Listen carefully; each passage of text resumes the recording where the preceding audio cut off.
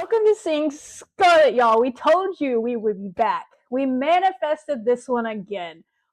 Tyler, we're about to preview, after a recap, of course, a national championship series for softball.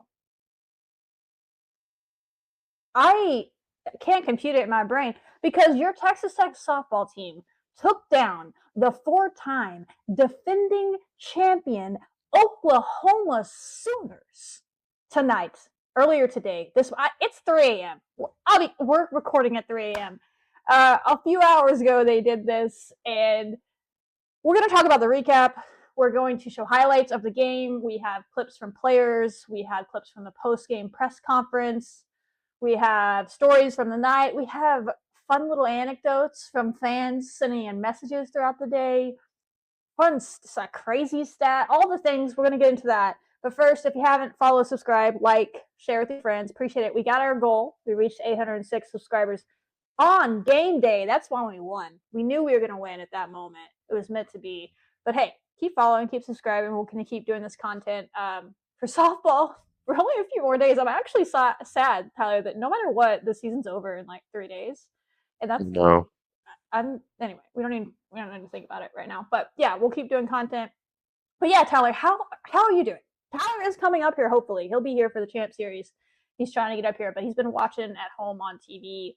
I've been here in Oklahoma City, so we got both perspectives covered. But what is going through your head right now? Yeah, honestly, not much. Just absolutely, just still kind of stunned and shocked how today went.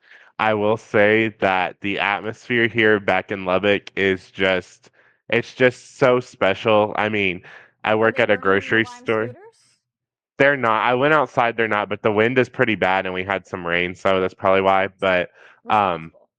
right. And there's not many students that are in town because, it's summer, but, Mm, we do our own, we kind of do our own thing over here. But no, it's just so cool uniform. because, right, because it's so cool because, I'm at the grocery store working and like you're just seeing like all these now like Kennedy shirts, Kennedy jerseys. There's people that I'm like shopping next to and they're over here on their phones like, yeah, like, well, we can't come over tonight. We're going to go watch the game at 6 o'clock, right? That's when they play. And it's just so exciting to see that. And then I went to Buffalo Wild Wings in Lubbock.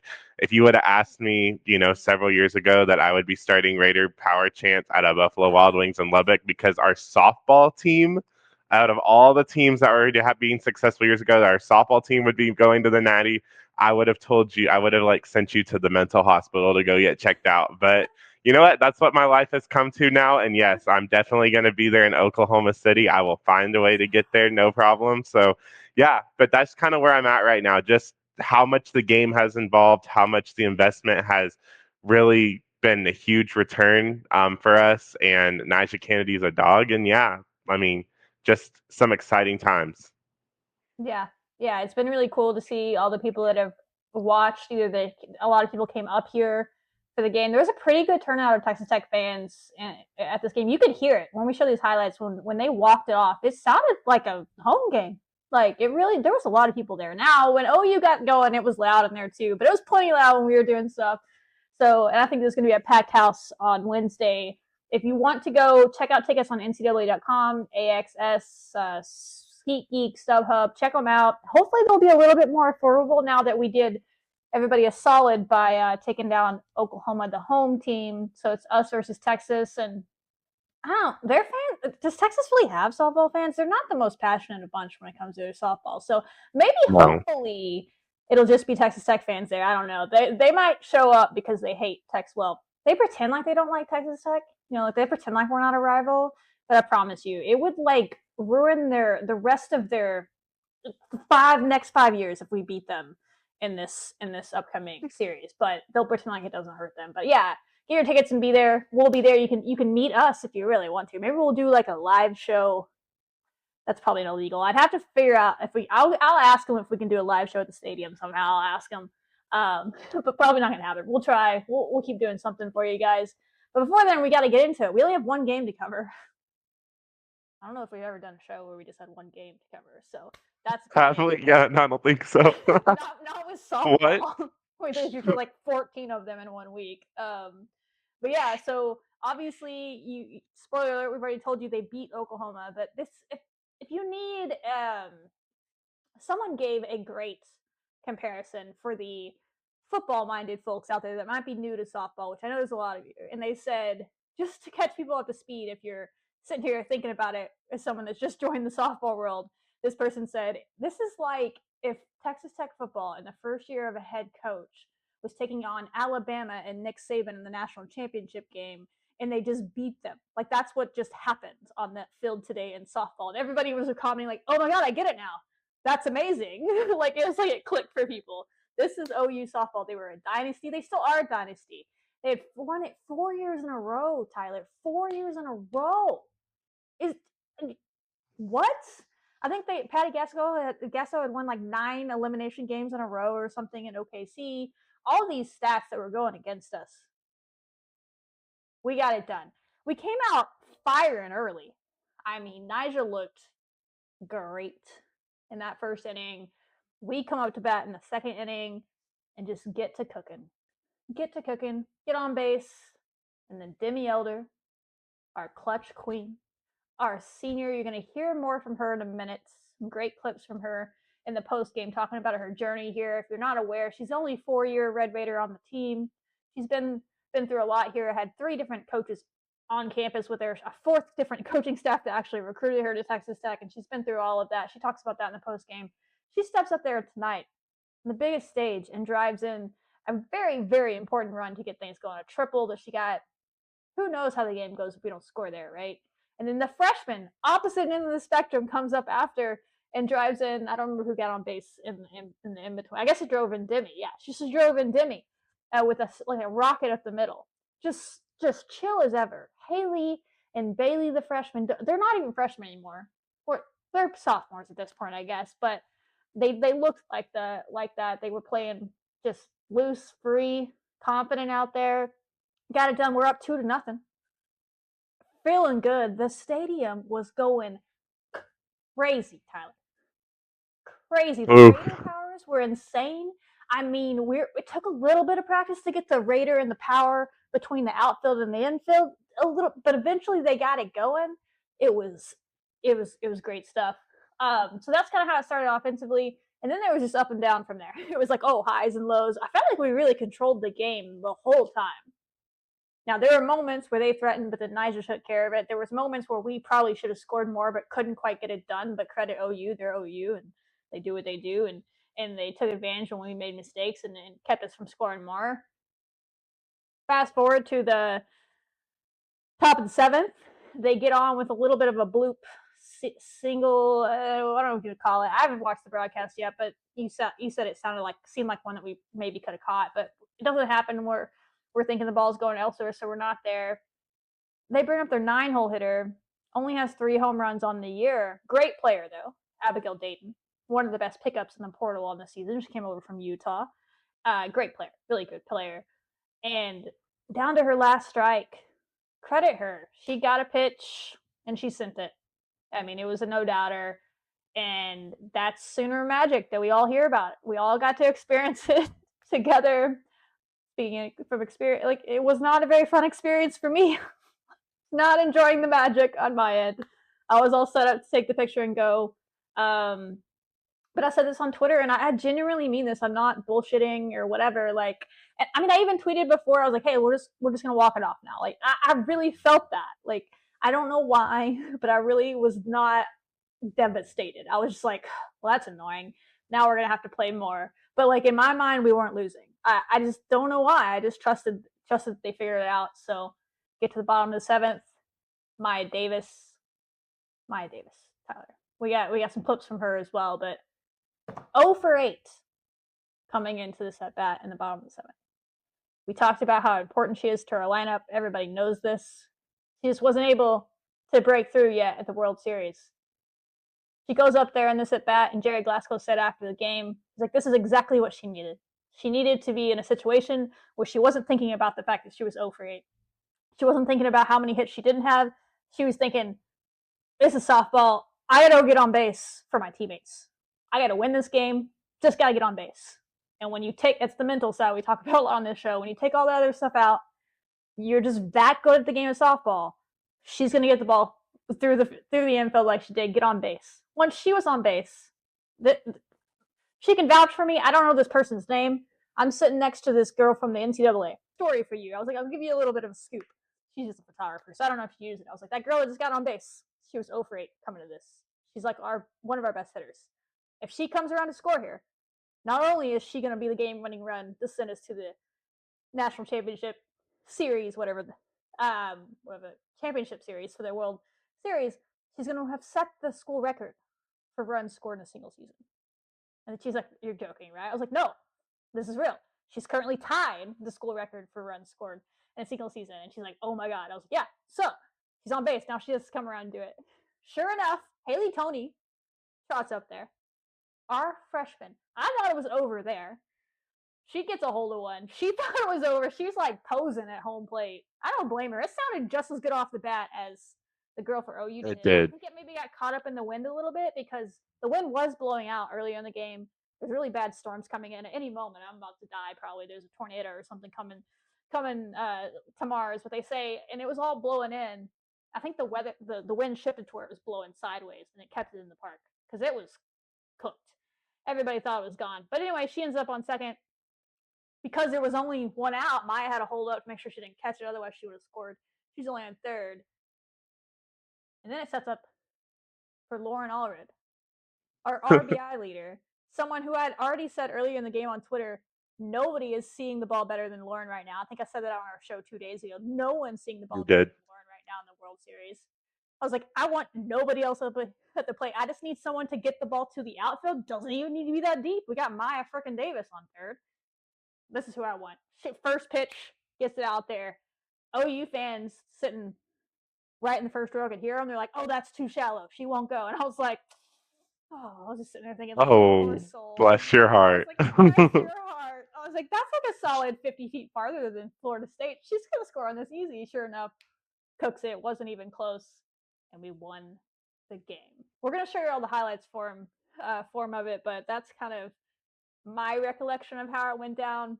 Insanity, players on the field, the stands just going insane, the coaches just reminding me a little bit of the Florida State stuff, but like on another level, Tyler. So yeah, that's my recollection of it. You do yours, and then we'll show the highlights. But amazing stuff, y'all. Amazing stuff.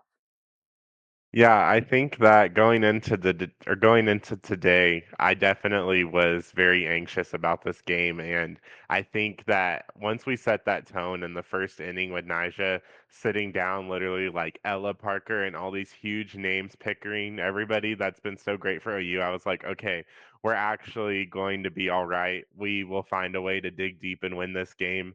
And Demi Elder coming up so clutch. Everybody was super hype, and then Bailey being able to drive in that other run. I was with Glasgow. Glasgow talked about how, being up by 2 runs against an OU team, how they're gonna, whenever you leave several runners on third base, that was the only frustrating thing is we did have a lot of missed opportunities Chances, um, yeah. tonight. Yeah, chances tonight. So he was like, like this probably will happen. And yeah, I just doing the same thing. I had my phone recording, two strike, 0-2 count. I mean, like 2 outs. Everybody is thinking, all right, here we go. And then that Abigail Dayton girl hits it. And fun fact about her 3 home runs on the year, the very, very first at bat of her OU career against Carlin Pickens was the second one to tie the game for OU. And then the one for Nija Kennedy to tie the game for us. I don't Some know clutch what stuff that right there. girl, yeah, something's going on with her. I don't know. That's insane. That's insanity. But I don't I know. wonder. But I was I wonder if it's kind of like Maya Davis, where she's more of a speed player, but she's like, hey, so, yeah, I can swing the bat sometimes, and she's like, we need a home probably. run right now, so let's go get a home run. Yeah, it was impressive. Yeah, they were. Yeah, it was. I mean, I'll give it to them. It was really, really impressive. But then, we get to that bottom of the seventh, and I really thought that I really liked how the lineup was tonight.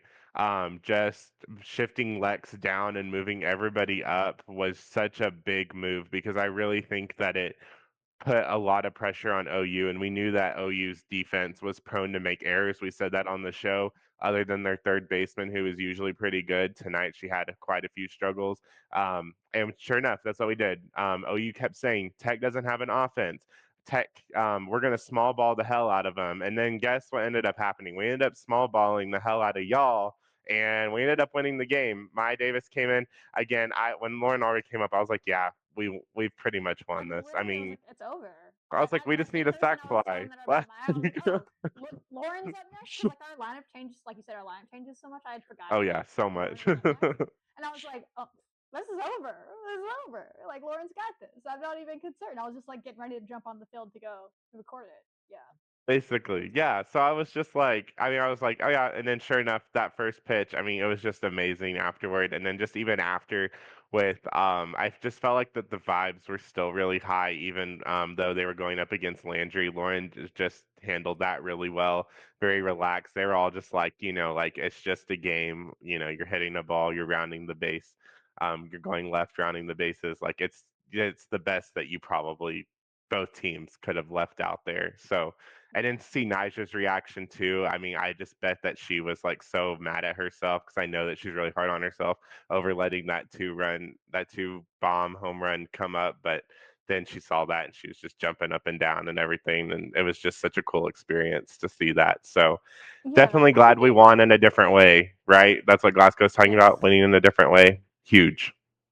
Yeah, that's a good point. And I think it was just cool because, the thing that Stanford was is like if she wasn't absolutely perfect, that was the whole talking point. And I don't want to say if that's true or not. I didn't watch every Stanford game. I watched them in the World Series and in postseason, and it did feel like she would do a lot and then there'd be one mistake and they couldn't overcome it. Well, yeah, she made a mistake in this one, and she even after there was a funny moment in the post game press conference. You got to see Nigel's personality a little bit. I loved it where the reporter was trying to give her a compliment because her change was working the whole game, and like she was getting people out with her change up, and it was a big part of why she was having success. And OU has struggled against the change up, and it was a big part of her success. And he was talking about that and wanting her to talk about how good her change up was. But I believe the home run was hit on her change up, and so Nigel, he said something about it, and she was like, "Me? You're talking to me about my change up?" Like that's like the reaction she gave. She like turned around and looked. It was hilarious. You don't get to see like real Nyjah personality too much in media. She's very media trained because she does so many interviews. So I thought it was hilarious. You could tell that she was hard on herself and she felt like, oh, that was not a good pitch in that moment. But more importantly, I thought it was really cool for her to know, like, hey, my teammates have my back. And they came right out Hmm. there and they did it. And another footnote of this, we're going to get her on the show eventually, someday. She's got 3 years left in her career here. Is Haley Tony has a dog like clutch like to the infinity gene in her that's developing. If you think about it, she had Mississippi State go back to the regional 3-run inning. Mississippi State, who leads off the next inning with a home run? Haley Tony. 2 innings later, another 3-run inning by Mississippi State to get right back in it, only down by one. Who leads off that next inning with the home run? Haley Tony, right? Go back to UCLA. We still home. Everything's going great. They hit a home run to tie it. Who in the very next inning hits a home run to give us the lead again? But the freshman Haley Tony. 3 times this postseason, she had stepped up when her offense, when Nyjah had some struggles, or they not even struggles, like people just make good plays. That girl just hit a bomb. It happens. People are good at this level. We made some errors in the Mississippi State game. She stepped up, hit a bomb, got us get momentum right back. She stepped up again in this game on the biggest time. Sooner Magic had just happened. Sooner Magic, 4-time champs in their ballpark, essentially. They're chanting, I don't know what they chant. What do they chant? Oh, you, maybe oh, you, back and forth while she's batting. It's deafening, Tyler. I was like, oh my goodness. And she Oh, yams one, like we talked about earlier. Could have been right. gone, whatever. Close enough, gets a double, and that was a critical. Basically, scored Maya because once Maya's on third with less than 2 outs, it's a run. And so, just Haley Tony. I don't know what that's about, where that's developed, but every single time another team this postseason has scored, Haley Tony in the very next inning has scored right back, or at least been a huge part of it. Pretty cool for the freshman, and we get 3 more years of that, maybe 4. The 5-and-5 rule. I don't know, but so that's that. Let's watch. Let's just watch the highlights. We broke it down. Then we have a bunch of interviews with the players. That's the fun stuff that y'all want to see. So and then she'll come in with the changeup, and that's going to be the absolute She did have biggest the going up changeup against one of the best. So hopefully she can go back and be like, okay, yeah, it was pretty good. Chases strike 3 in the tournament, but on the whole, she throws a lot. And Oklahoma takes a lot. Another one. 6 strikeouts at the World Series. Emmerling muscles one. Speaking of Tony. Tony. Perfectly positioned there. So 1-on-1 out for Demi Elder. Here's Demi Elder. Elder rips the first pitch into the right field corner. There goes Johnson. She'll be waved around from Great Lana. Lana. Again, her base running is. Alana was really good in this game. On base. Ambush puts the Red Raiders on the board. I got a great picture of Demi. Just so. Buries one to center for a base hit. Freshman. Straight batters put the first pitch in play, and it's. Yeah, I thought that In the 9-hole. We didn't talk about it, but we started this game. I felt great about our offense from the jump because we were so patient, having such great at-bats in that first inning. We made Landry throw 30 pitches. I was like, that's about the best first inning you could ever have without scoring. So you felt good. We were really taking a lot of pitches. And then we got to this point in the game to score. We scored off of 3 first pitch swings to get a score. And then every one of our runs, I guess, came off of a first pitch swing because then later Lauren Allred did the same thing. In that her last at bat was a first pitch swing. So we did a good job of being patient when we needed to, but then taking the pitch we needed to as well. So the offense was just on it. They knew what they were looking for, it felt like. A 2-run second for Texas Tech. In this field. Parker chases. There we go. Ella Parker. That's the girl that walked it off against Tennessee. No more magic for you. And she did not look like a great hitter. She grounds the ball over to Allred. Look at this. That is a. And she dives into the corner of the bag.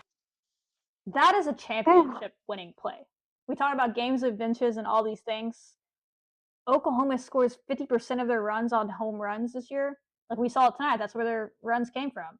You get on base, you never know what's going to happen. And she just said, no, you're not going to get on base. I'm going to dive, all out dive to keep you off. Those are little things that help you win championships. This team has done all year and exceptionally well over the last few weeks. They just won it. Play at first by Lauren Allred. And she knows, too, that Agbayani has speed down the line, but the dive is what saves it. Wow. Great effort by Allred. Gets a rollover off the changeup. She bobbles it, but stays with it in the dive. That's passion. I didn't even realize she didn't even get it in her glove. She had to like. Yeah, I didn't know that until just now either. This was terrifying, but runs it down. Oh. Down a long fly ball. Her hard stuff with her screw.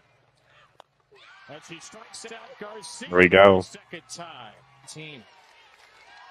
She swings and misses. Kennedy triples up. It's Sanders. 2-2. Got her. Look at that. Oh, that was It is a stomp. I got like a great picture of that. She did like a 360 Niger stop. We have never seen this before. She was hype. The ground ball bouncing toward the middle. There's a base hit. Okay. So again, Texas Tech highlights. They don't show you the scary things. It's tied now, so they've hit the home run at this point. That's Maya Davis getting the single. Again, she was 0 for 8 before that bat. Then just watch them work from there. Just get her on, get her around, and get her in. A little bit of an answer. Running runs at first. Haley Tony. Haley Tony. Off the wall. Davis got a late break. She makes it to third. Almost a game winner. Almost an out. It's second and third. Put it on either one. 60 feet away. Will they pitch to Lauren Allred? It looks like it. Couldn't have done it. Swinging into right. Barker loads up. Davis to the plate. Easy. Not even. Texas Tech has done it. Ball hit the dirt. I knew. Yep, we won. I was like, oh, that girl showing a WTF. I mean, it's been 4 years since, 5 years, I guess, since someone beat them. They don't know how to react. They just assume it's going to go their way because it always has. Yep. the first team to reach the championship in their Women's College World Series debut since 2000. The last team to do that was OU, and they went on to win the whole damn thing. We'll get into that in a minute if we can do that. At this point, why would you not believe that you can? Because you're there. But we're gonna get to play an in-state rival to do it, which is kind of a fun storyline. So, but yeah, that was the highlights. Let's show you. We have a bunch of different clips, so we'll show you at first Nyjah and Jerry with ESPN right after, in a great interview talking about. He talks about Sam Landry. If you aren't aware of the backstory, because you'll see a lot of stuff about Sam Landry. And here's another clip we'll show you. He coached her at Louisiana along with the 5 transfers that came over. They're very close. She wore his late daughter's number at Louisiana. She has a dog of his. Like, they're like father-daughter type relationship. So it was a really tough moment. He talks about that at the beginning of this interview. So if you're confused on who Sam is, that's who the opposing pitcher was. And then Nyjah and him talk about the game. You two discussed when you were recruiting her last summer. What are the emotions felt in a moment like this? That's tough. You know, you want Nyjah to win, you want Sam to win. I didn't want anybody to lose. And I guess the game can't be played that way. And they both deserve to win. They're both champions. They're both unbelievable kids. Young ladies. I shouldn't say kids. They're young ladies. Unbelievable young ladies. And I guess it was Nyjah's turn, and give Oklahoma credit. They made a great run there. Number 9 hitter. And, you know, they are what they are. And they tied it up, but I was really proud of the way our kids responded. We stayed cool. We know how to win. And then I thought Nyjah would just pitch a gem in the circle tonight. Coach told me before the game he doesn't think you ever get nervous. Were you nervous today? Actually, I'm nervous before every game, but it doesn't matter who we're playing. I'm always nervous, but I don't know. I've been told it means I care, so. What was your motivation in facing Oklahoma today? Honestly, the same as any other team. Just go out and try to get a win. I knew we were going to score offensively. We're a really good offensive team, so just doing whatever it takes to get my team back in the dugout. Why did you believe in Coach when he told you that he could get a group here to Oklahoma City? Yeah, I feel like he was just very dedicated, and honestly, during my whole visit, he just kept saying he wants to win a national championship, and I believed him. Congratulations, guys. Thank you. Kevin? Taylor, we're going to crown a first-time national champion this week. Dang skipper we are. We'll get into that in a minute. Both us and Texas have never won a national championship. So no matter who wins, it's going to be us. But no matter who wins, it'll be a first-time champ. So that was Nyjah and Coach. This is Lauren Allred and Maya Davis, the duo that combined to bring in the winning run of the game, talking with ESPN after the game. Before you're at bat. He said just be aggressive. I mean, Maya Davis on third base, that's a ton of speed. So I knew if I got the ball out there anywhere, she had a great chance of scoring. And Maya, off the bat, did you know you were going to tag up and go? I did. Coach Glasgow was screaming, go, go, go. I'm like, hold on, I got to tag first. You guys are doing something no group before you at Tech has ever done. Why is this the group to do it? I think we all just trust in each other. I think the chemistry on this team is what's really getting us through the dog days of the season, and we're just relying on each other, and I think it's starting to show now. It's just one big family, so it just makes it so much easier through the ups and downs of the season. When did you realize that this group could do something special? I'd probably say I always thought, like, whenever Jerry got the team together, I was like, we're going to the World Series. We're going to go to the World Series. But I think Arizona State, when we were facing Kinsey Brown, and we all pulled together as a whole team and won, I was like, this team's going to go really far. What your starter did today, I mean, what she's been doing all season, but with Nyjah, from your perspective, what makes her a dog out there on the mound, or in the circle? She's just a competitor. She wants to win no matter what, and she wants to do it for her team, not just for herself. Thank you, guys. Congratulations. I really just appreciate this team so much. I get it's easier to be close, and it's easier to have good vibes and good culture and all that when you're winning, but they're also winning because they have that. You know what I mean? And there's plenty of points this season where they could have not had that, and it could have gone south because of how hard their practices were, and they could have turned on each other and all these things that you hear about all the time. Listen, you hear about, I've been in sports for 10 years now. Trust me, I've been around some teams where that doesn't go well all the time unless you have the right mindsets, and it didn't. They were all wanted to work hard, and they all wanted to go through the hard together, and now you get to see it. I thought that was a great answer from Lauren to talk about the Arizona State game, because I agree with that. think that was a big turning, another notch. I mean, that's that game. She didn't mention it, but that is also the game that clinched the Big 12 championship for us at home, beating Kenzie Brown at home, and that's one of the best pitchers in the conference and in the country. And that was like a moment for them to be like, hey, we're pretty good. We're pretty good. And I think that's the part about this team, Tyler, that's so crazy, is because you can put all this talent together, but even they have to believe that they're good, and you don't believe it until you start to see it. And so they can tell themselves all year, like, yeah, we're really good. We have Nigel Kennedy and Maya Davis and Alana Johnson and all these freshmen that are stars, and Lauren Allred and all these people. Yeah, we're good.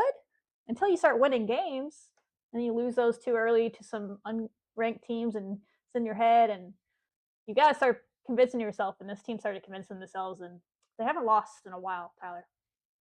It's been a hot minute since they've lost. They definitely have. It has been a hot minute since they lost the game. I was just thinking back, because watching this, they're talking about how they've all come together, and it was like I always knew, like, all right, once we got this roster together, I was like, oh yeah, we're Women's College World Series bound. But I really like had to reflect and think back. I was like, all right, like I did my non-con trips, like going to Baylor and Texas A&M and all those games earlier in the year, and I was like, I mean, there were times I was like, our team looks way different night and day. Yet we were still good. We were still winning games. I mean, we like went into like a ranked Baylor and swept them in Waco. I mean, like after coming off of that win against A&M, and then we did have those losses to UNT and Idaho State, and it's just like. But I still believed, and like now you got to see when the Arizona State game happened. Even I would even say the Arizona game in Tucson when we won that series and we basically clinched a Big 12 championship, because that was like those were the people that were kind of out to get us. That's kind of when I was like, wow, like this team is pretty much night and day, and they just got better. I mean, they were still a very, very, very good softball team, but like to get to be the final two in the championship spot. Yeah, BOU. I mean, it's just I just can't describe it. Like, please give it to us. For context speaking. Here's the records we had against OU going back to 2021. Oh no. OU beat us 15-0, 5-0, Yep. and 20-0 in our 3-game series in 2021. 2022, Yep. 11-0, 11-0, 21-0.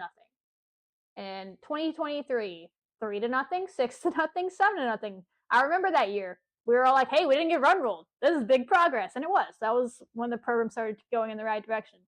But then the next year, 2024, 14-0, 15-2, and 11-1. We just beat them to go to the College World Series Championship Series at the peak of the peak, when both teams are playing their best softball, and you got it done. That is how big of a jump, program standard wise, this team has taken. So let's show you the rest of these interviews before we keep yammering on about the team. But I think we have one more from Lauren talking about the hit as well. She goes into a little bit Coach, more tell you before you're at detail on like what she was seeing and thinking, which is for that at bat that drove in Maya Davis. Sure. So going against her, I knew it wasn't going to be easy, especially with the history that we have playing with each other. And then going up to my bat, Coach Hunter always says doing something really hard, really well is really fun. So what it was just reminded me to have fun and just go up there with confidence and trust in all the preparation and training that I had. And I knew that Maya Davis, who's probably one of the fastest players in the country, was going to make something happen as long as I got the ball in play. I mean, what a quote. Hunter Veach, that's Wow. what he's talking about, Coach Hunter. Hunter Veach says doing something really hard, really well is really fun. I agree. Put it on a poster, on a wall, on a plaque, tattoo it on your arm. That is a great saying. I don't know if that's his own saying, or I've heard variations of that from coaches before, but that's just love it. Love it. So that was her on that. And then we also have a clip from Jerry Glasgow talking about kind of what we were just talking about, what this team is playing for and what they've been doing, and he talks about the seniors. So here you go. That was huge to get us going and get that hit. And I think we've been playing for Demi and Alexa. I think that's what I've been using to motivate the team is, and play for the two seniors, extend their career, particularly get Demi and Lexa to the World Series. The younger kids, the juniors and sophomores and freshmen, they've got a chance to do it again next year, but the seniors, this is our chance, and that's been our motto all year, is our chance at forever. And we can leave a legacy at Texas Tech that will be remembered forever in the minds of the people that are able to watch this ball club. And I think that we've done that. I think our team they've left a legacy that'll be remembered forever among sports fans that have been able to watch us this year. Absolutely. This team will never be forgotten in Texas Tech history. It's like, I already say that they're legends, they're whatever. They're up there with the 2019 men's basketball team, right? Now they have a chance to go be up there with the women's basketball team, the 1996 women's basketball team, to go win a 93. national championship. 93, sorry. National championship team, they can do that, but they've already, to do this in their first year is just outrageous together. We can talk about it all day. We'll do a whole episode after the season talking about it. One last clip, he talked about Demi Elder, how they're playing for the seniors. I talked about earlier in this episode, she's the only four-year Red Raider. She's one of 3 returners on this team from the group last year that went through all what they did. She's had 3 different coaching staffs at Texas Tech, a 4th one that actually recruited her to Texas Tech. She stayed through all of that. She was asked about this after basically her journey and what it's meant to be in this moment. And this was her answer, which I thought was great. She didn't have to say this, put it that way. She could have said anything here and kind of a special response for sure. Seriously, wouldn't change anything. Obviously, there's been a lot of ups and downs in my career, but the feeling tonight when we walked it off, everything. So wouldn't change it for the world.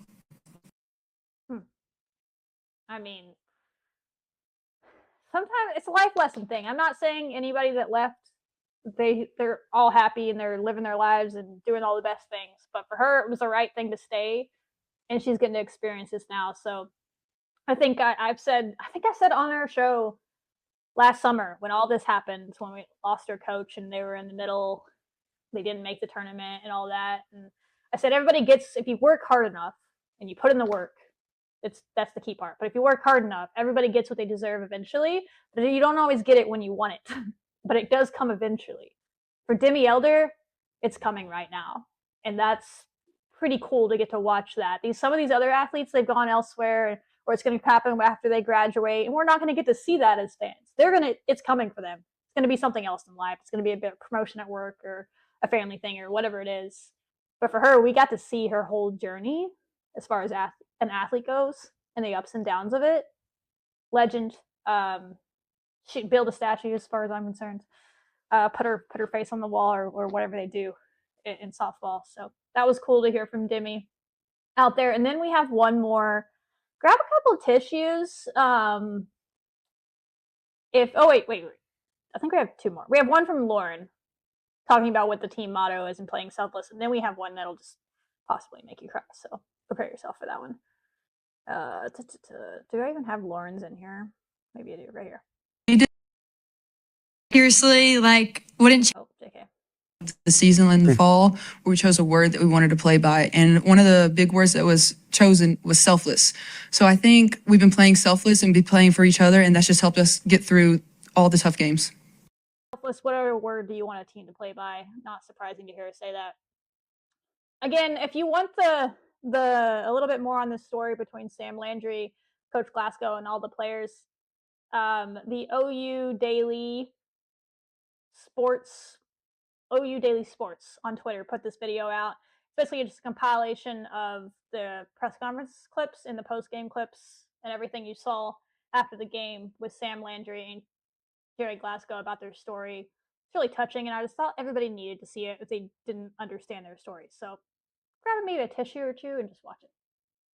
I wished him luck going forward. I think neither one of us wanted this to be where we met in postseason. So super happy for them. That's a lot of my old teammates. So I'm glad they're getting to experience. I'm glad I had the experience I did here at Oklahoma. And it was definitely God's path for me.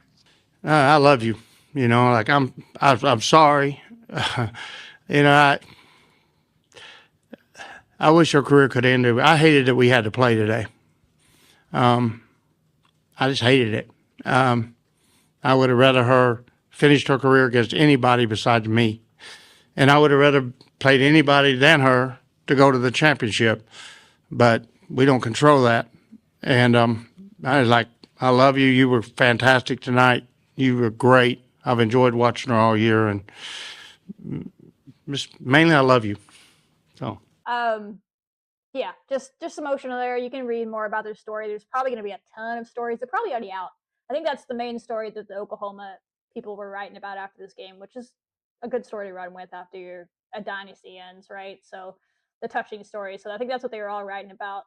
You can probably get all the details on it, but it was not easy. We talked about that a few days ago when we previewed it. With it, I said like I hate this. I hate that that's who he has to play, and it wasn't going to be easy, but the players seemed like they did the best they could with it, that they tried to make it what it was.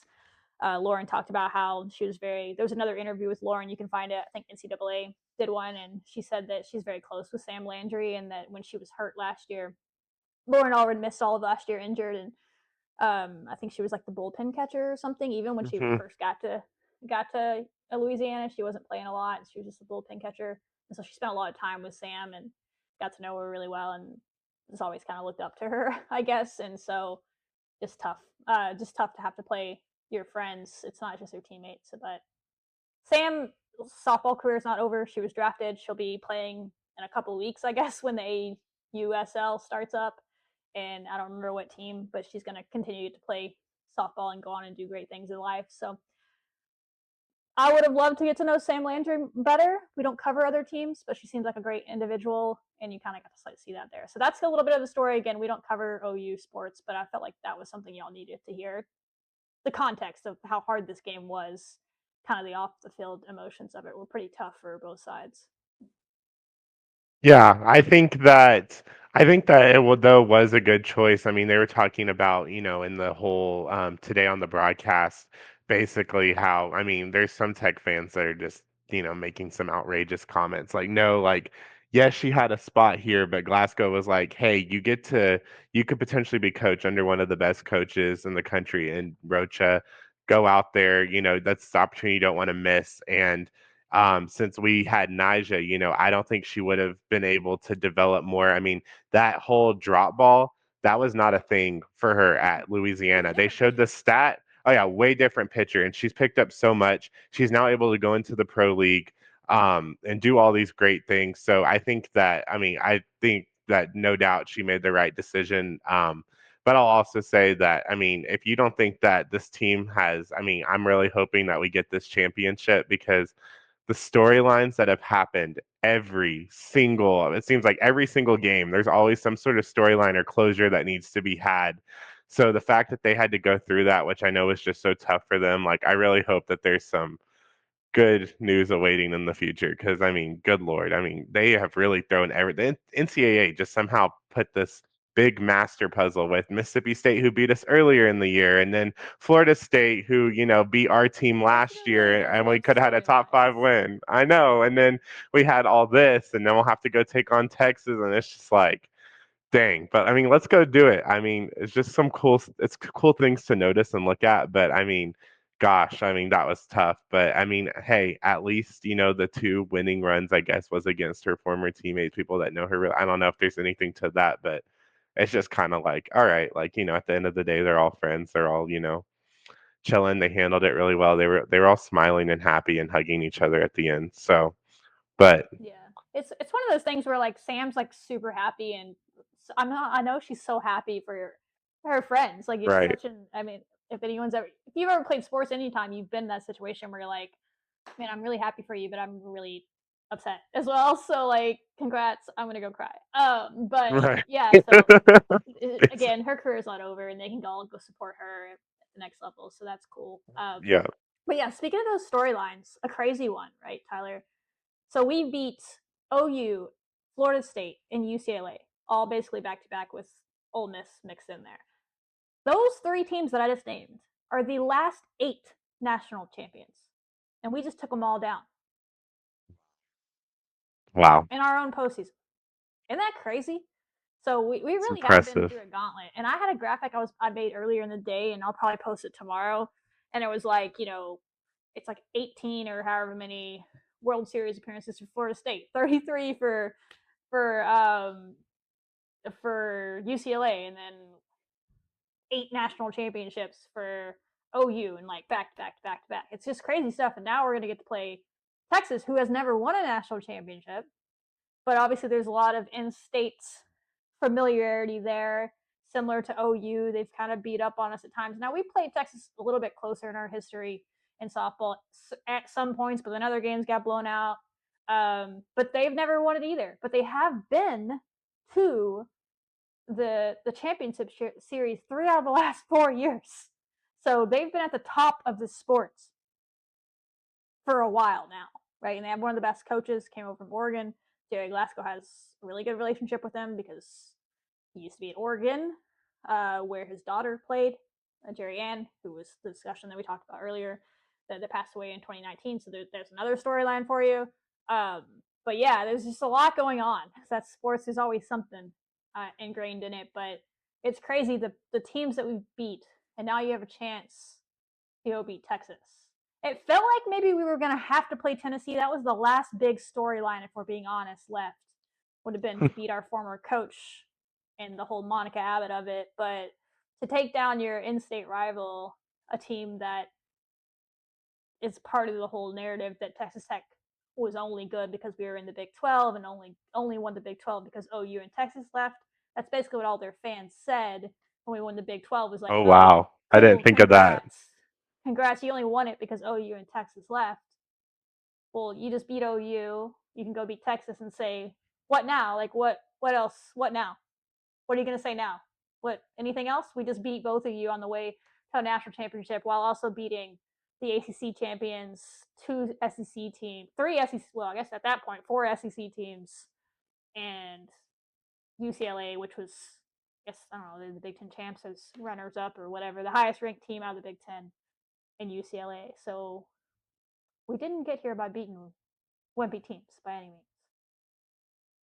Yeah, we definitely didn't. I think that that's a very, very impressive stat, and it just goes to show how well Nija's been able to kind of shut some of these most elite offenses down, and just showing how, I mean, let's be real, all the ways that we've scored, it seems like, has been just like you would never think that that would happen on your bingo card, and we're making it happen. And I think that that's what you like to see.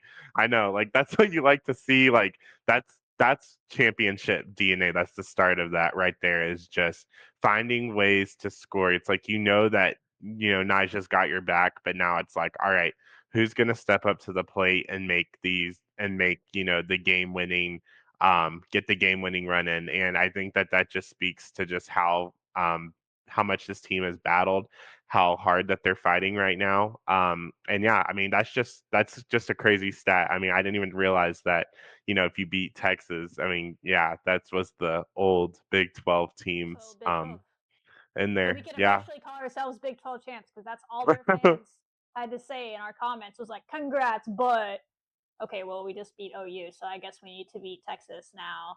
And we beat Texas A&M earlier in the year as well, but it's fine.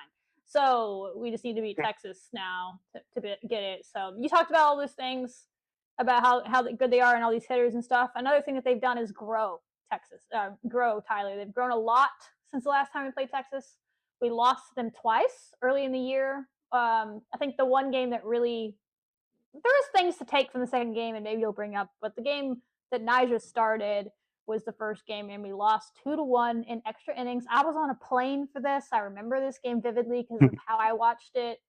It was very intense, and I remember, which is crazy thinking about it now, and this is just hitting my brain, I remember messaging you, and it was like late into the game, and we were tied 0-0, and maybe tied 1-1 because we had a lead in that game at some point.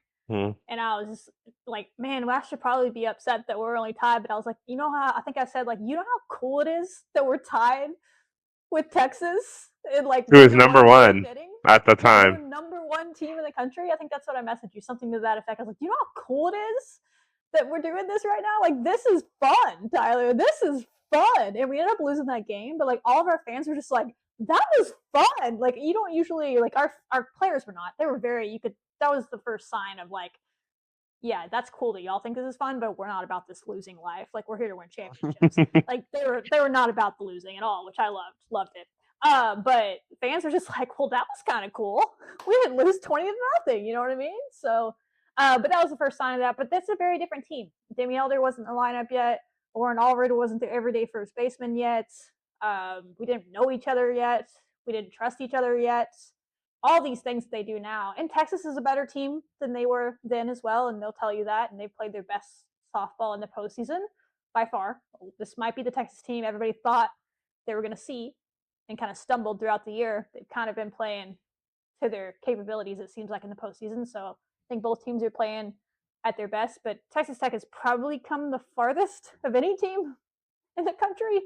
And Jerry talked about that a lot in his press conference. You want to listen to that? He was honest, as he always is in the press conference. Got a few laughs from the national media when he said, yeah, we weren't very good at the beginning of the year. It's basically what he said. He's like, we dropped a few we shouldn't, and then we just got better as the season went. And one of those games early, two of those games were to Texas. But what is your little bit of scouting report on Texas? What's changed, what we can do better, how we're going to beat them and become the 2025 national champions and be doing some confetti angels on the field. They're going to kick us out of there, but we're going to do it. Yeah, Texas is obviously, I don't like playing rivals, but it's also like probably the most toxic and the most exciting thing that we get to do. They just always piss me off. All of them do. Like, you can ask Shelby. Like, everyone would come up to the plate for Texas. I'm like, she just pisses me off, and she's like, why would she do? I'm like, oh, nothing. Like, she's just a Longhorn. Like, yeah, she's just from Texas, but it's just really one of those like things. School. Basically, right? So, but no, I think last time, as I was looking, like I was rewatching like, like those condensed down games. Honestly, I think we could have beat them. There was just a lot of things that weren't going our way. First of all, the weather was absolutely nasty. It was like foggy, cold, rainy. I mean, that's not your everyday. I mean, yes, it looks like there's going to be some rain in Oklahoma City, but it's definitely not going to be cold and where things are starting to get tensed up and everything. I'm looking at our batting lineup, and I mean, we were definitely still in experimental stages of this because, I mean, it looks like everyone and their mama got a chance up to bat. Anya had the RBI, right?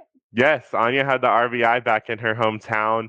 But I'm just looking at it. It looks like we made just a lot of silly errors. There was that weird error at the end of the game where it was like the thrown to first, and then she hit the girl in the baseline, in the base path, and then that Jolie Mitchell girl who, oh my gosh, if we have any collision with her at first base, that's about to be a whole other story. So I really hope that we, put our foot down on her and humble her, please. But basically, like that, it was just like really weird things. It just seemed like the bottom of the ninth, everything was going so well for us, and then all of a sudden, 0 outs, runners on second and third, and it all could have been prevented by errors. And I think that just goes to show that our defense just needed to improve. I mean, I really don't think that there was too much that we could have done wrong. We held them into 9 innings. They have their best hitters that are going to be in the lineup. Mia Scott, she's the one that got that double to start Texas's scoring in that game when we all were like, oh, yay, like we're up 1-0. She's really good. She's very, very clutch for that team. Ashton Maloney was the one that got on base, like the first in the 9 innings. She was the leadoff, and then that's kind of what very, very fast. That's what kind of started the spiral. Obviously, we have Reese Atwood. However, Reese Atwood did not. She's been struggling of late, and she did not do well against Nycha. She didn't get a single hit off of her, so that's been huge stuff. Katie Stewart, she's someone to watch for. She could be a big hitter, basically for that. Katie Bennett, she's that ACU transfer. She can come up clutch at times. I mean, I'm not gonna lie. Texas has really, really good defense, right? I mean, you saw that. I think that they can struggle at times and they get mad if you watch it, but they're Mia Scott at third base. I mean, it's going to be really hard. That's where it's like when you start talking about how we tend to play that slap game, that's where it gets difficult. But if you do what you did today and you expose I think their second base and their right field, they're very, very weak in that area. And I think that's how you can beat this Texas team. Texas, I mean, they have their ace pitcher, Tegan Cavan. We're going to see her a lot. Last time she got 18 strikeouts against us. That's unacceptable. I would hope that we don't do that again. If anyone needs 18 strikeouts. I was talking about this with someone the other day because they were asking about that. If we were worried because we're going to face them again and we struck out so many times. But that game was really good for us because Glasgow talked about it back then that they learned a lot from that game because he said this is unacceptable. We're not going to, basically what you just said, we're never going to strike out like this again. Like this, we can't do this. And we haven't. They worked in practice all that week on like not striking out. I remember that being the talking point in the press conference after that was like, yeah, we can't be doing that. And they haven't since then. We have not been a high strikeout team since then. We've been much more aggressive in counts or fighting off pitches. You saw that in this game. I mean, fighting off pitches like crazy to avoid strikeouts and at least putting the ball in play. So we're gonna strike out some because she's a great pitcher, and everybody strikes out, but not like that. It's just not gonna happen. I just don't foresee that happening. I don't see it happening either. And I mean, here's the thing: Tegan Cavan, she's their leader in ERA now with 2.33. She actually was a little bit behind. 26-5. She looks like she has 224 strikeouts on the season. 64 earned runs. It wasn't just us. Yeah, basically. I mean, I think that this is where you look at it as in Texas and us are both kind of in the same situation as far as we're going to be heavily reliant on one ace. And my thing is like, I still think even though everyone is claiming from that first game that, oh, Cavan was better than Nyjah, whatever. All right, fine, give that to Cavan. Now, though, I'm taking postseason Nyjah. And the only reason why I say that is because Tegan Cavan, I mean, yes, she's thrown great. She did that against Oklahoma, but let's not forget that Oklahoma series where I think she had an ERA of a 23.33. She can be hit off of. We can do that to her, and that's what we need to do. I think she's just a sophomore too. She's still very young. She doesn't have she had some of that experience last year, but OU still annihilated her. We just need to be able to just come out confident like we did against OU. And in some instances, she could be a little bit easier to hit off of than Landry in some instances. You just kind of have to get that. You kind of have to get that timing right, and I think we're going to learn a lot from her. They also have Mac Morgan, who did really great today against Tennessee. Not going to lie, I did not realize that Cavan did not pitch today. Well, Cavan did pitch. Yes, Mac Morgan's come up very, very clutch, and Cavan got to close. So Cavan has a little bit more, just like a little bit more rest than Nyjah, but she still pitched a lot today. They also have Satali Gutierrez, who comes in at times and kind of does her thing. Cambria Salmon, apparently she's pretty good. That's who they wanted to pitch against OU, but Cavan came in clutch. I don't know. I feel like how the bracket laid out. We were talking about this. Playing Texas in the championship series is probably a little bit easier. It's still hard, but it's probably a little bit easier than if we would have had to take OU to 3 freaking games knowing their thing. I mean, that's just kind of how I see it. I think, honestly, at this point in the season, kind of like what Glasgow says, we just need to go out there and be ourselves.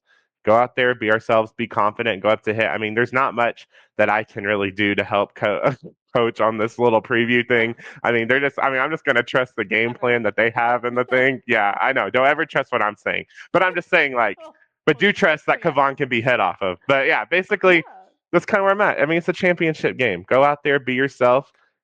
Both teams have nothing to lose. We saved the sport of softball today. OU is not getting a 5-peat. We're done with that crap. A team from Texas will be representing. Just make it be the right team from Texas in red and black. 2 things that you just said. One, I hate Texas. Despise them. I was raised by 2 Aggies, so extra level of hate for UT. And I decided to go to Texas Tech, so 2 different perspectives there. But this is really good for the state of Texas when it comes to softball. For years, very good. Ran this sport. Yep. A lot of the best players were from California. A lot of them still are. There's a great. I mean, OU's team, Californians all over it, right? That's how they got so good as they started getting those players to come to OU. We all know this. But the sport of softball has boomed in the last decade here in Texas. The best athletes have started staying with softball instead of going to other sports, and you've seen that. Most of our team is from Texas, right? A lot of Houston players and so on and so forth. Right. Texas has a lot of Texas players. They have some out-of-state players. It's good for the state of Texas, the 2 Texas teams. I don't know if has A&M won a softball championship? Yes, they've won, I think, 2 or 3, but it was way back in the 80s. It's been forever. Yeah, not in recent memory, not since right. So yeah, so it's good for the sport in the modern day. to have 2 Texas teams. That's one thing. Sidebar, you said neither of us have anything to lose. I disagree with that. We have nothing to lose. We're new here. First year, not supposed to be here. Texas has been there 3 out of the 4 years. They've gotten beaten by OU every time. OU's not there anymore. Can you imagine if Texas doesn't lose to OU this time and they lose to Texas Tech? The pressure is fully on Texas in this series. That is true. Because they're going to have major egg on their face if they go in. OU's not even there and they still can't get it done. They still can't win a national championship. When now they're going against a first-year head coach, a team of all new players that didn't even know. And you have all these players that have played together forever. You've been building this dynasty on your own end, and they've been one of the best teams in the country. They just haven't gotten the trophy. If you can't do it now, when we've taken care of OU for you, when are you going to do it? So I think the pressure's fully on them.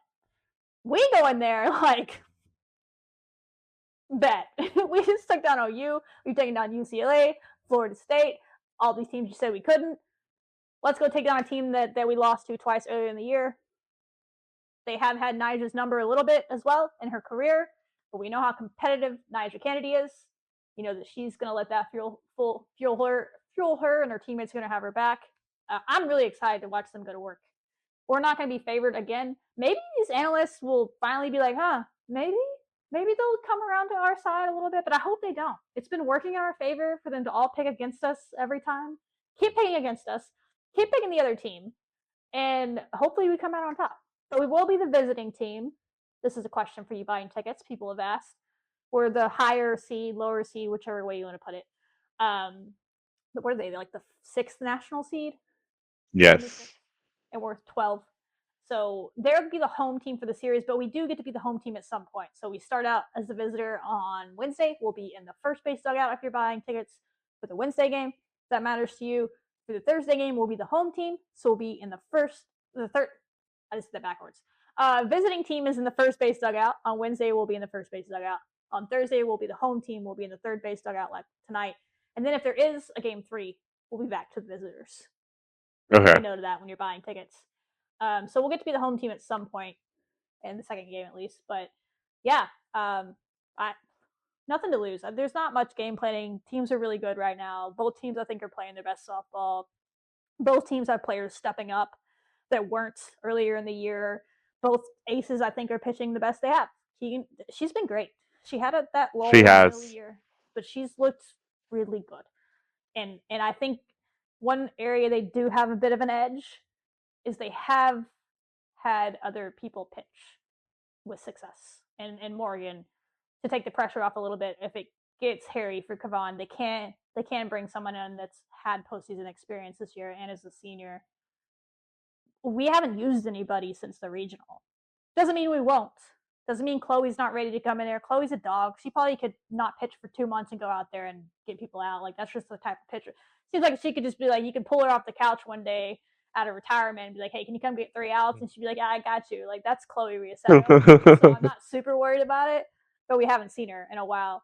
Sam Lincoln's a freshman. We haven't seen her in a while, right? They do have that edge a little bit as they just have used them, but they've also had to use them, right? They were on the verge of getting upset in their super regional. They lost their first game. They went to 3 games. Should have lost to Clemson. Clemson had 2 runners on. Clemson did that to themselves. They couldn't get out of it, and so they had to use multiple pitchers. We just haven't been in that position because we've thoroughly dominated in the postseason. I don't think we've trailed in a game since May 2nd, is a stat I saw the other day. We've been tied a few times now. Teams have tied it with us, and then we've gotten the lead back. But we haven't been in a situation where Nija hasn't had to pitch. So, yeah, they have an advantage, but I just want to make that clear that that's because we're doing the damn thing. And so give our team credit that we're not putting ourselves in a situation where someone else has been needed to come in and pitch. I think the last time was Chloe had that big inning against Mississippi State in the regional, right? Clutch. Yes. She came in and closed that one out to win the regional. So she's capable. I think she'll be ready if we need her for an inning or 2. But yeah, it'll be the Kavan and Nija show until it's not. And that's going to be fun. It's fun when the best pitchers are in it at the end, you know? For sure. And I mean, looking at it, I mean, yes, while they do have pitchers that can help them out, like I'm over here looking at home runs let up. I mean, Mac Morgan has pitched like maybe one third of what Kavan has pitched, and she's given up half of the home runs. Yeah, she did pretty good, but she still gave up half the home runs. And I think against Clemson, they annihilated Mac Morgan, and Texas fans are getting pissed that she got the start in that. So I mean, like I said, every pitcher's going to have their flaw. Nija's like pretty much the only pitcher in the postseason that's been like only team has been able to get one homer off of her. She's been very steady and consistent. But Texas, they do have a lot of inconsistencies with their backup pitchers, and if Kavan's not doing good, and then those people aren't doing good, then they're just going to be in this whole entire thing. While Lauren Allred, Lana Johnson, Nigeri Kennedy, Demi Eller, they're all just hitting a booms, Haley Tony, and then we can just run roll them in 5 innings both times and just bring home the trophy in Lubbock. I mean, I'm just saying. I mean, a lot of this is fueled by hate for Texas. I'm sure these people are. I mean, these UT players are great, but I mean, they can break. Everybody, pressure breaks pipes. Let's do it. Yeah. Pressure. I mean, Austin. Ugh. I don't know. Yeah, I think someone asked me before this game, "What do you actually think we can win? Do you actually think we can beat Oklahoma?" I said, "Absolutely, I think we can beat Oklahoma." I said, as long as we play a clean game, I think we beat Oklahoma. That's what I said. I texted them, as long as we don't have an error in this game, we beat Oklahoma. I don't think we had any errors outside of maybe a throw to second base, but I don't think it was counted as an error. And we beat them. I think it's the same thing. When you have Nija Kennedy on your team, as long as your defense does the job behind her, which they haven't just been doing their job, they've been doing more than their job. Our defense has been stellar. You have a really good chance to win because she's that good. She's that good. She might give up a home run. Cool. It happens. She throws it whatever speed. I mean, that was a changeup. Sometimes you get a hold of one, it's going to go. These are the best players in the country. But she's not going to give up, multiple. Like you're going to have a chance. You just got to keep her in there. And then your offense goes. I think our offense has been better than people think it has. I think we've shot ourselves in the foot a little bit, but we've been giving ourselves good opportunities. And our at-bats have gotten better each game of the World Series. I think that's a good sign. And we've seen Kavan. She's a rise ball pitcher as well. She does have a drop ball. I think that she's kind of similar to Landry, where she's added in the drop ball more this year. Last year, she basically only threw the rise as a freshman. So that's when she got hit around a bit when it got late in the year. But she does have a drop ball, which we've shown to struggle with. But in my opinion, we've struggled more with the pitchers that are drop and change, like Landry. And then we found a way to hit that tonight. And then we saw the girl earlier, who I'm blanking on, the Baylor transfer at Ole Miss. Aaliyah Benford was also a drop change pitcher. She wasn't a rise drop. Anyway, I'm not going to sit here and pretend like I'm a softball analyst, but just watching this team throughout the years, it seems like it's the ones where it's the change and the drop because it's the same release point and the same spot. I feel like they're able to distinguish a little bit better when it's a rise and a drop. I'm just speaking some positivity into existence here. And we'll find a way to get done. And second positive note is we did get run ruled, I think, in the second game against Texas, but we hit Kavan pretty well, if I remember right. I was in Mexico, but I remember looking at the box score afterwards. We had like 8 hits or something, didn't we? 6 or 7 hits off of her.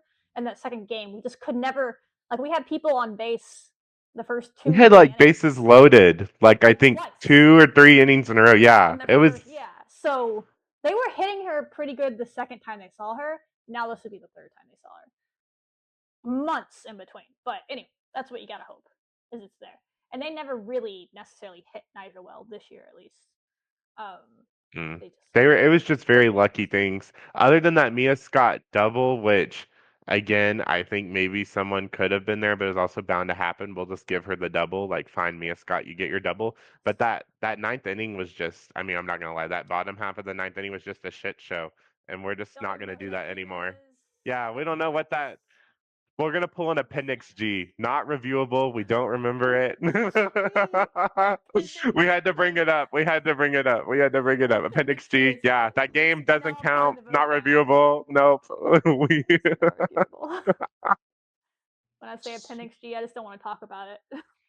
Appendix G. Responsibilities and not talk about it. That's what Appendix G means.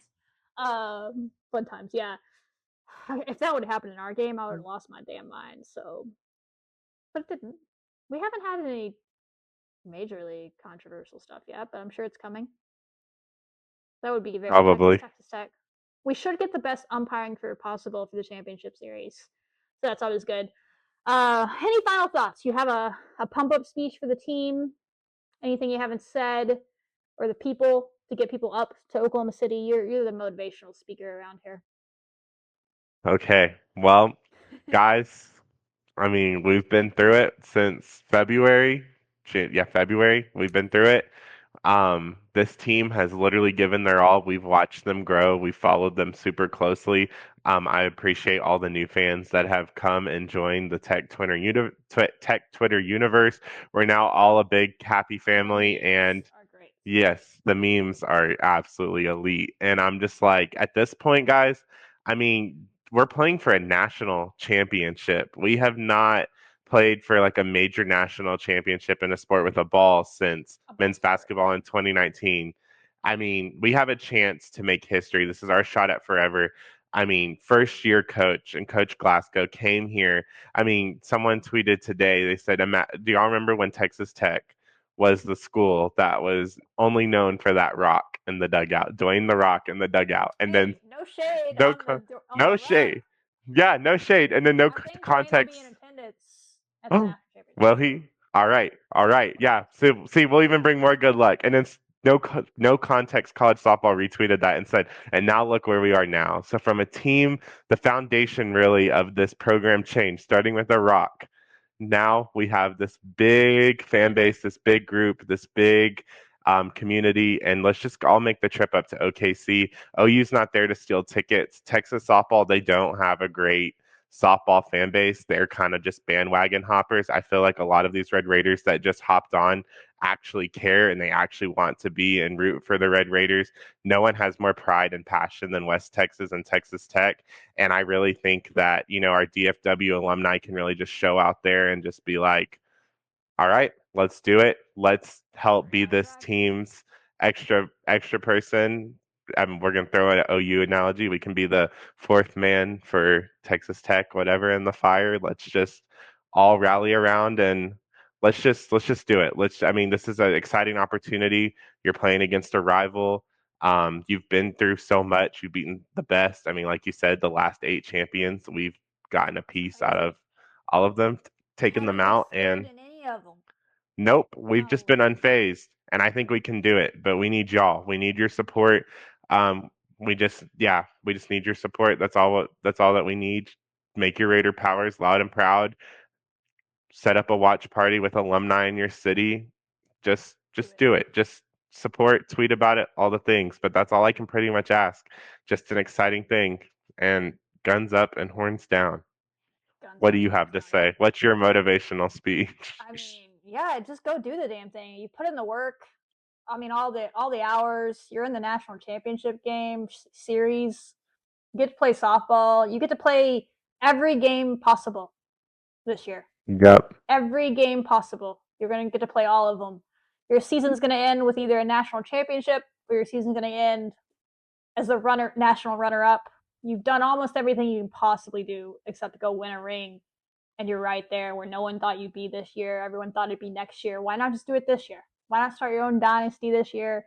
Make sure people know where Lubbock is. We've heard all the jokes. We've heard all the things. Where the F is Lubbock was the UCLA sign. We know Texas fans are going to have all the chirping about Lubbock, all the things. They talk shit about Lubbock all the time. I know these players, a lot of them are new to the Texas Tech, but I feel like they've become ingrained in the Texas Tech culture, and they want to do it for Texas Tech now. You've heard Nija say that. You've heard a lot of players that have been in press conferences say that they feel the pride of the university and they want to do it for the fans. So go do that. Go do it for yourself. You put in the work, and you talked about a rock. It started with a rock. Now they don't get another rock, but it's going to be yes, from rock to rock. From rock to rock. And from first team out to first team in the country. Yeah. Oh, I like that better. First team out, last team standing. That would be one hell of a storyline. I'll even write an article on that. Let's do it. I mean, I know. We could write a book. We could just write a book about the season. Yeah. Yeah. They made a book when the men's basketball team made their Final Four run, so we're gonna read start it, so publishing that we'll do our over the own summer. something. Yeah, we'll do our own. We'll do our own and then sell it to anybody that wants Yes. it to help fund our future travel trips to when soccer in the fall wins a national championship. We'll have to go to that as well. So For sure. Existence. But yeah, just go have a hell of a time, y'all. No pressure. Like, we love you no matter what. You know what I mean? Like, fans are proud of you no matter what. You can go be legends and get a statue built if you want to do that. Have your names in the whatever proverbial rafters. So I guess names on the wall would be what it is in softball. All that can happen with a couple of wins. They haven't lost a series in softball since South Carolina. And they're out. We know how to win series around here. Go win a series. Just win a simple series. That's all you gotta do. So hype. Let's do it. Simple. All right, Tyler. It's been real. It's just coming up on 4 a.m. right now. I'll be up. I'm probably just not gonna sleep, so that's fine. We'll have this posted whenever you're watching it. It's obviously posted, and then maybe we'll do like nightly recaps after the games, but like from the stadium or something. We'll just record it there, and then let's do it. Yes. Let's do it. Be like, all right, get your ESPN. Be there. If you do go to the game, shoot us a message. Say hey. I'll be running around taking pictures. Tyler might be able to be a little bit more fan interactive because once I'm like in there, I can't really get out very well. There's a lot of people in there, and there'll be even more for the championship series. But we'll come say hey. If you got a tailgate going, I'll come to your tailgate before the game. Let's go. Let's do it. Have any questions? Let us know. That's all I got. Let's go win a natty, Tyler. Let's win a natty. This is our first Let's do it. championship episode for seeing that we're covering. That was track and field, but a ball sport. Oh, true. A ball sport. I mean, we've been here since the beginning. It's here. Let's do it. I still can't believe it. All right, y'all. Wreck 'em. Horns Wreck. down.